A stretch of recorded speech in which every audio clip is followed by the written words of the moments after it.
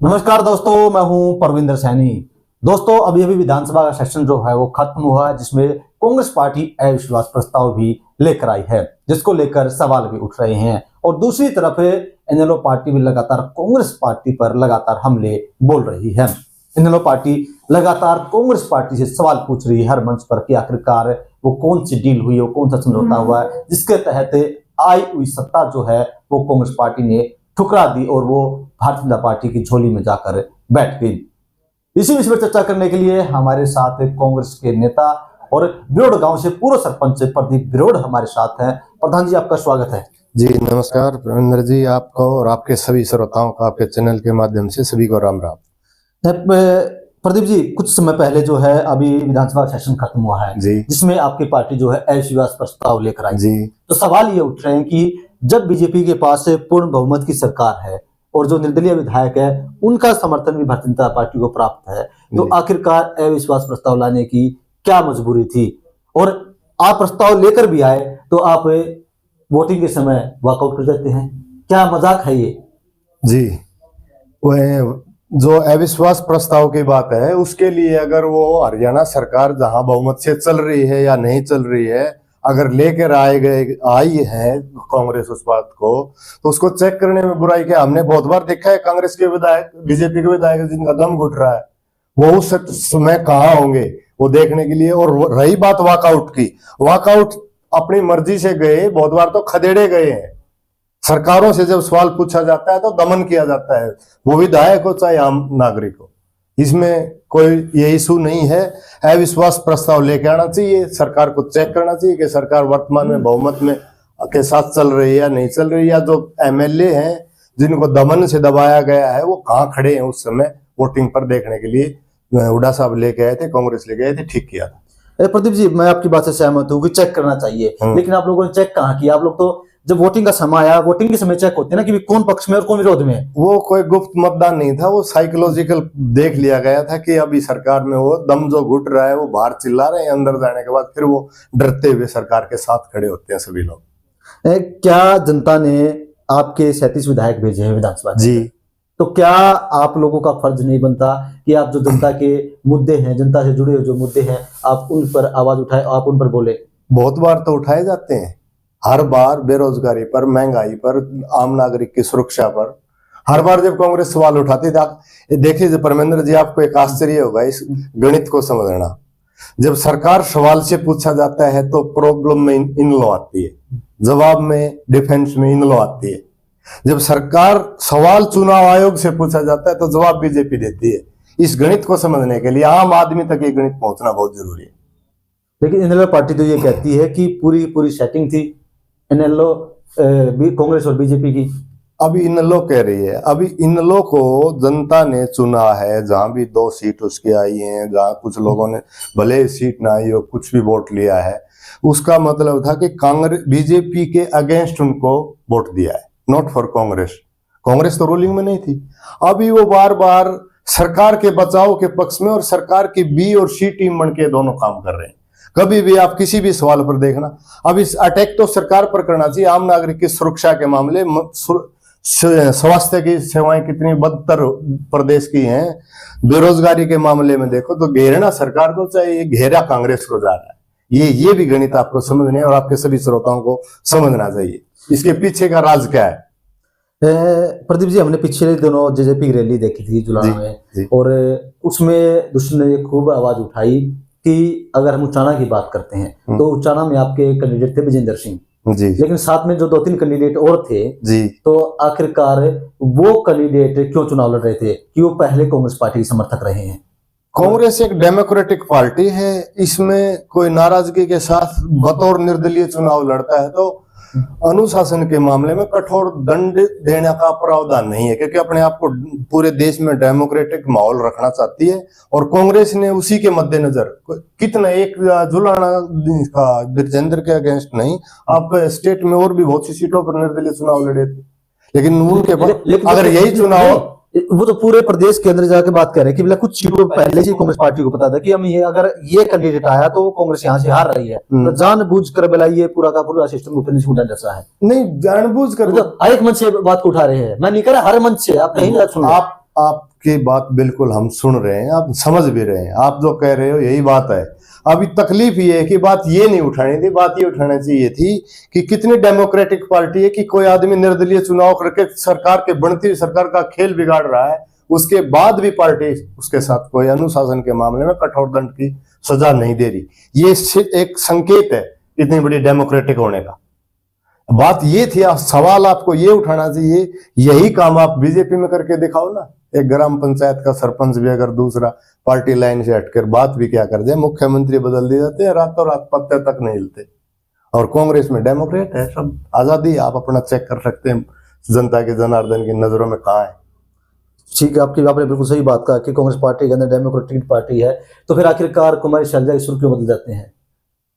भाई उनके किसी न किसी मामले में कहीं ना कहीं विचारधाराओं का टकराव कहीं हो रहा है, तो उसके लिए आप व्यक्ति विशेष को कोई दोषी थोड़ी ठहराएंगे। कहीं ना कहीं विचारधाराओं का टकराव, यही राजनीति है। बीजेपी और कांग्रेस के अंदर भी तो यही विचारधाराओं का टकराव है। वो पूंजीवाद को बढ़ावा दे रही है, आम नागरिक, गरीब का, कर्मचारी का, किसान का, इनकी विचारधारा, ये विचारधाराओं का टकराव के आधार पर देश में इस लोकतांत्रिक प्रणाली में दो बड़ी पार्टियां खड़ी हैं। क्या हम ये मान लें कि कांग्रेस पार्टी का केंद्र बिंदु भूपेंद्र सिंह हुड्डा है? क्या वही सर्वे सर्वा है हरियाणा में कांग्रेस की? देखो, कांग्रेस पार्टी में किसी एक व्यक्ति विशेष को मानना तो गलत है, लेकिन भूपेंद्र सिंह हुड्डा बड़े वरिष्ठ आदमी हैं और ताकतवर आदमी भी हैं। जनता और जनार्दन की नजरों में उन अपनी ताकत और पहचान रखते हैं, इसको दरकिनार नहीं किया जा सकता। क्या भूपेंद्र सिंह हुड्डा का दबाव था जो 1 साल में नेता प्रतिपक्ष का ऐलान हुआ? दबाव नहीं था, सूझबूझ था। पूर्व मुख्यमंत्री रह रहे हैं, सरकार को घेरने की स्थिति में अभी विपक्ष के लिए जो मजबूत आदमी चाहिए था, वो देश के कांग्रेस हाईकमांड ने अब उचित फैसला लिया है।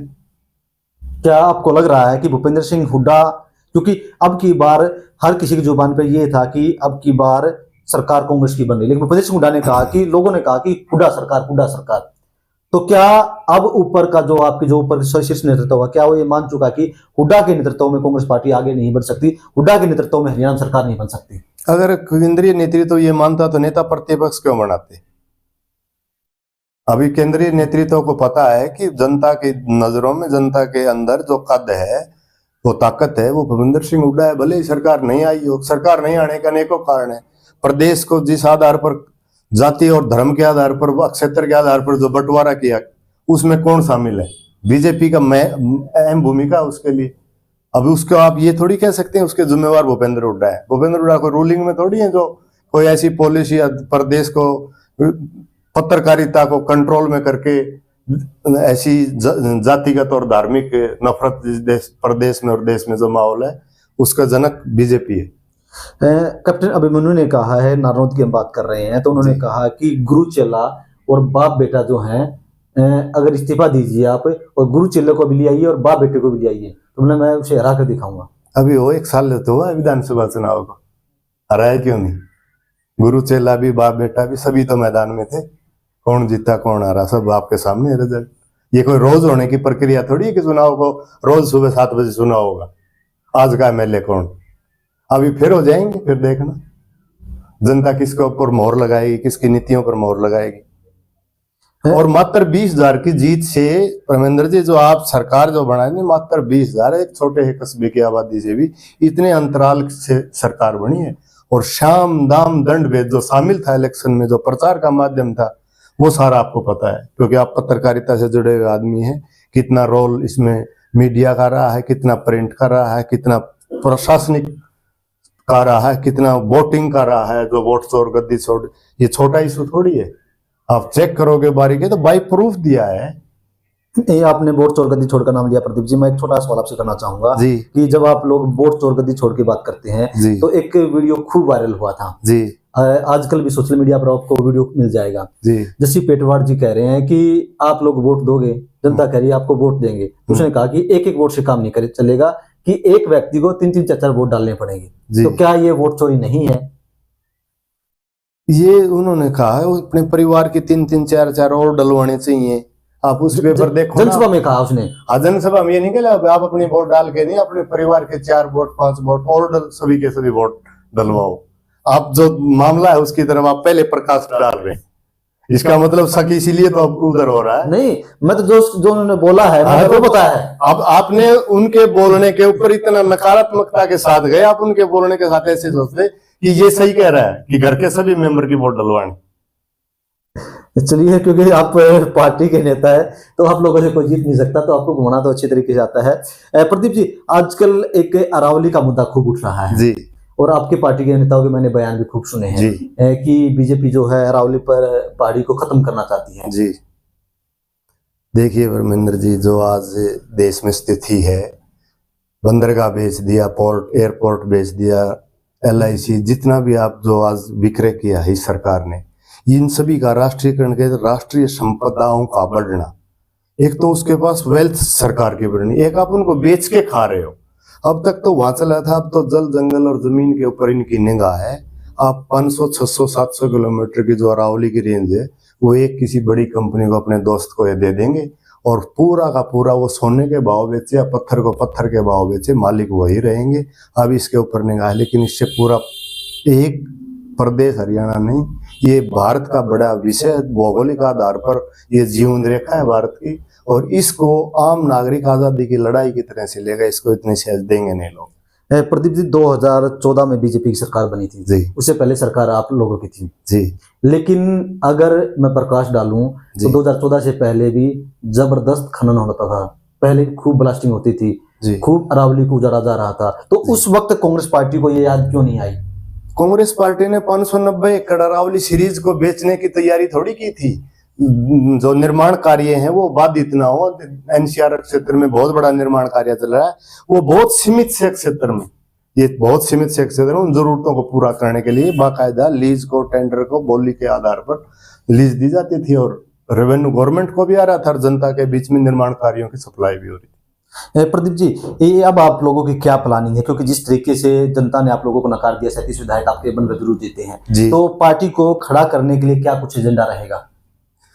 पार्टी के खड़ा करने के लिए आम जनता के बीजेपी के द्वारा जो दमनकारी नीतियां हैं, जो देश को बेचने के, देश के संसाधनों को बेचने, जो आम किसान, गरीब, मजदूर, आम जन की सुरक्षा, महिला सुरक्षा, इन मुद्दों को लेकर जनता के बीच में जाएंगे और जनता को इन सब बातों से अवगत कराएंगे।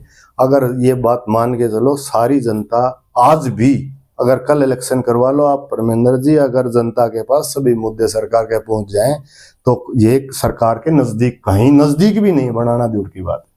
क्या बदलाव भी करेगी कांग्रेस पार्टी अपने अंदर? इंटरनल बदलाव करेगी, संगठन का निर्माण हो रहा है, संगठन के निर्माण के बाद और इसका विस्तारीकरण होगा, इसका शक्ति का विकेंद्रीकरण होगा, बहुत बड़े आमूलचूल परिवर्तन होना है कांग्रेस में।